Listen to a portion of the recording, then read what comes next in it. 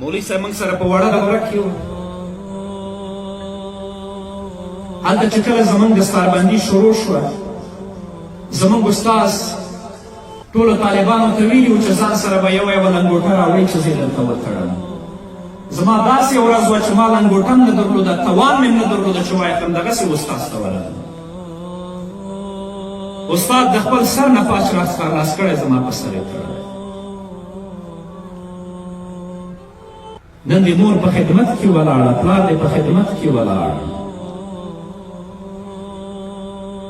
په نبوي احادیثو باندې سنبال شوي، تا نه د خدمت هیله کېږي. مسؤلیت دې په فراغت نه خلاصه کېږي، ستا د مسؤلیتونو لړۍ د نن نه وروسته شروع شي. زموږ یو ملګری و، هغه به ګپه کوله، وایي د چا چې واده یي د هغه په غاړه کې چې هارونه اچوي هغه دې نه خوشحالېږي.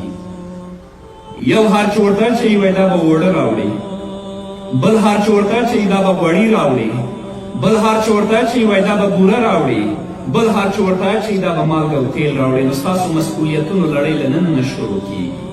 دا ملت، دا ولس او مسلمان ستاسو نه د خدمت او د دین د خدمت هیله لري. که مو وکړه ډېره ښه، کنې د دې ولس په سترګو کې به تاسې خاورې اچوئ.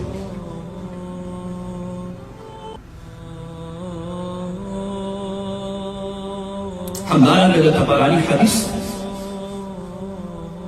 عبدالله بن جعفر رضی الله تعالی عنه وایي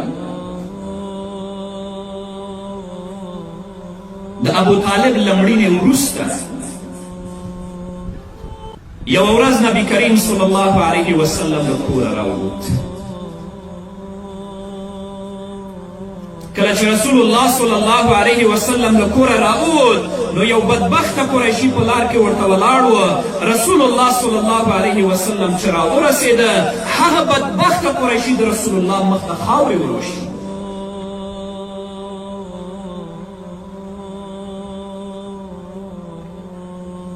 رسول الله صلی الله علیه وسلم بیرته کور ته ستون شو.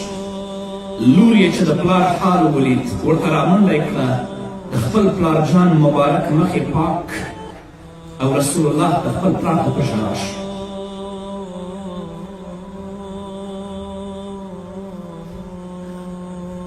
د رسول الله مخ دومره نیولی، لور یې ورته راځي، خاورې له مخه ورته پاکوي، خپل پلار جان ته ژاړي.